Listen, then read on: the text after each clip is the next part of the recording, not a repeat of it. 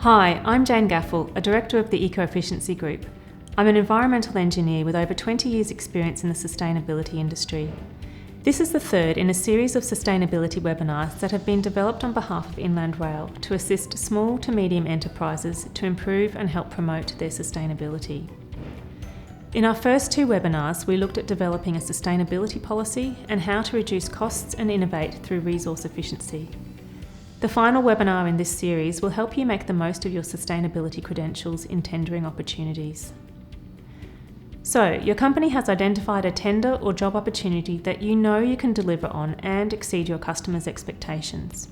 You also know that it's a competitive market and you need to put together a proposal that will stand out from the rest. As government and large corporations develop their own sustainability strategies and targets, they will be looking to contract companies that are clear on how they are managing sustainability within their own business. After all, they want to promote the additional social and environmental values they are delivering through their projects in social media and annual reports, which could mean additional positive marketing for your business too.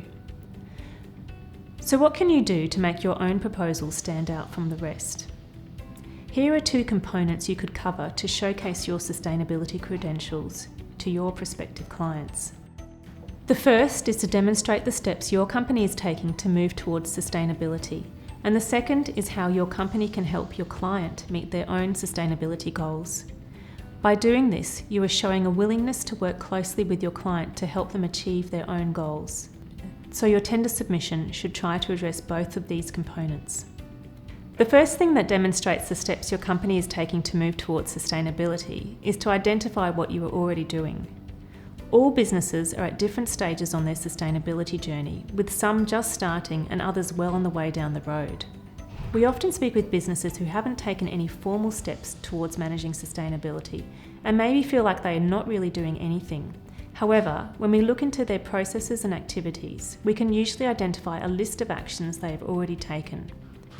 To remain competitive, most businesses have taken some steps to becoming more sustainable, and these are initiatives that should be highlighted in your submission.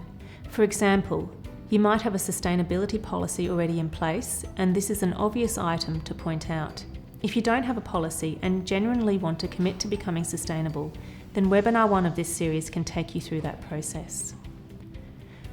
Over time, your business may well have undertaken a number of sustainability initiatives that are all valid. Perhaps you have started recycling some of your waste, or working towards using less paper by moving some parts of your operations administration online. You might have upgraded your lighting to more efficient fittings, or installed solar PV cells. Even simple behaviour changes, such as making sure appliances, lights and air conditioning are turned off at the end of the day, are important first steps towards being sustainable. Our second webinar talks about improving efficiency and reducing costs. There are many suggestions which might help you to identify what you are already doing, so when you prepare your tender document, make sure you highlight these initiatives. Don't forget, sustainability also includes being socially sustainable, which is often less formally considered or measured.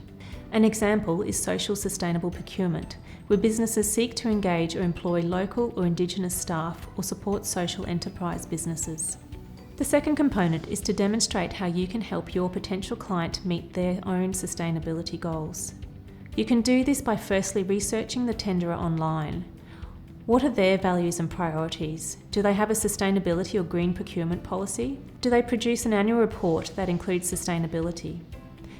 Do their public newsletters or social media channels talk about sustainability initiatives? Do they have environmental or social certifications? The tender documentation could also acknowledge any standards that the client might be striving to meet. For example, many infrastructure programs, such as Inland Rail, are committed to achieving an infrastructure sustainability rating. This rating is administered by the Infrastructure Sustainability Council of Australia, or ISCA, which outlines a range of performance areas. These include encouraging programs to screen suppliers' environmental and sustainability credentials and engaging suppliers around sustainability outcomes. During construction, any contributions to reducing on-site energy or water use or waste generation, such as through energy-efficient plant or recycling materials, will provide points towards the ISCA rating. Think about how you can show how your business fits in with the same philosophy and targets as your client. There is no single way for presenting sustainability credentials in a tender document, and it can often be dictated by the format of the tender submission form. If not, we have a holistic framework that you could use to present your sustainability credentials.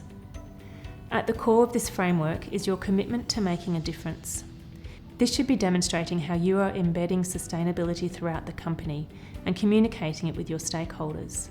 When you're writing your tender documents, the best way to demonstrate your commitment to sustainability is to refer to your sustainability policy and how it is communicated to your staff, suppliers, and customers. Again, if you don't already have a policy, we discuss how to develop one in Webinar 1. Other policies could include green procurement, fair employment, labour and human rights policies, and staff code of conduct or ethics. You may have also set up systems and processes that help you to deliver on your policy by ensuring you can identify risks, measure and reduce environmental and social impacts, meet legal environmental requirements, provide staff training and responsibility, provide good governance, and achieve continual improvement. If you can point your client in the direction of any sustainability reporting you have undertaken, then this can really help to highlight your commitment. Similarly, do you have any sustainability certifications such as a certified EMS or carbon neutral status? Or have you received any awards or nominations for your corporate social responsibility efforts? The next item in the framework is to show how your business is delivering on its commitment to operate sustainably. Here you could talk about any initiatives you have taken to reduce resource use, along with waste and emissions. Our Webinar 2 can help you with ideas for this. You could include information on the eco-efficiency improvements you've achieved, such as installing solar panels, upgrading lighting, installing rainwater tanks and using recycled water, or segregating waste streams and recycling.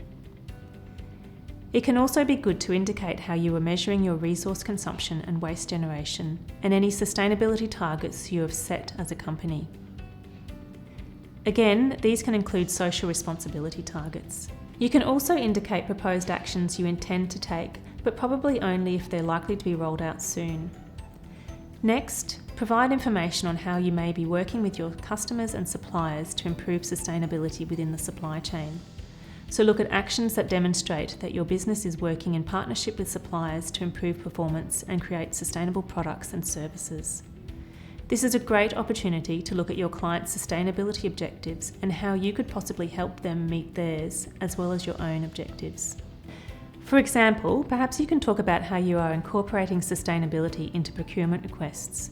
Here is a good opportunity to present your own sustainable procurement policy. Many large programs, including Inland Rail, have obligations under the Modern Slavery Act, which require them to review their supply chain for exploitative workplace practices and slavery. Think about where you source your components and inputs, and whether there is likely to be any risks there. Perhaps you have a supplier code of conduct that includes sustainability requirements or service agreements with contractors that include sustainability targets. Perhaps you have a screening process for suppliers that has sustainability components, or you verify your supplier's performance against sustainability objectives.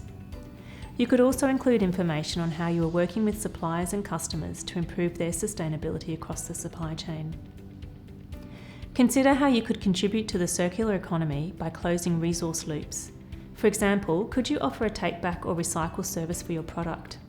If it is a repetitive service, could you collect and reuse or recycle from one site to another if there is excess product? Or perhaps excess from one job could be used to create beneficial uses on another site, for example, road construction material. Next is to consider and present how you might be adding sustainability value to your product or service, or creating new, innovative products by being sustainable. Provide information on how you have minimised the impacts of your products or services. For example, you may have reduced the use of resources in your product, such as lightweighting or using renewable energy or recycled water during production. Perhaps your products have eco-labels, such as carbon neutral certification, to indicate that they meet third-party sustainability standards. The ISCA rating, for example, provides additional points for products that have an environmental product declaration or other eco-label.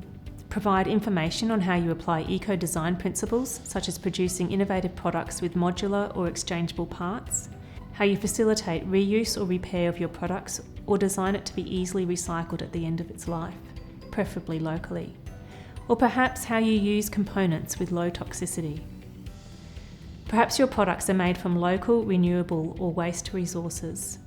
Perhaps offer a take-back service at the end of the product's life. And lastly, provide any information on how you are engaging with your staff, industry sector, customers and community to work towards becoming a sustainability leader. This could be by fostering community partnerships and having long-term relationships with stakeholders, or contributing to activities that have a net positive benefit, such as investing in conservation initiatives. Perhaps you are driving and sharing innovation and sustainability in your local community or industry sector by hosting an innovation hub. Can you provide information on how you are giving back? For example, allowing staff time for volunteering or fundraising for social or environmental causes, or taking part or sponsoring local events and activities. Perhaps your business is committing to helping solve local environmental or social problems. For example, offering training, skills development or employment opportunities for the disadvantaged, new immigrants, veterans or caregivers returning to the workforce. You could emphasise here your policy for giving preference to local suppliers and hiring locally. If you hold innovation hubs within your workplace where ideas can be generated and investigated, or participate in innovation hubs for your industry or region, add this information to your proposal. And finally, can you outline how you are helping to just generally promote and support sustainability practices? There are many ways you can promote your sustainability credentials. Here we have suggested a framework to help you think about and present the various sustainability initiatives that you are already doing but may not have considered in a broader framework. Additionally, what better way to stand out from the crowd with your tender submission than to demonstrate that you understand your client and their own sustainability objectives? And even better, that by partnering with your company, you will help them reach their own goals. Always remember that governments in particular are looking for good news stories to promote, and what better story than engaging suppliers who also provide additional social and environmental benefits. To help you follow this framework and identify what you could be doing at each step, we have put together this checklist. It takes you from those first commitment stages through to being a sustainability leader. Good luck with your tender submission. This ends our webinar series.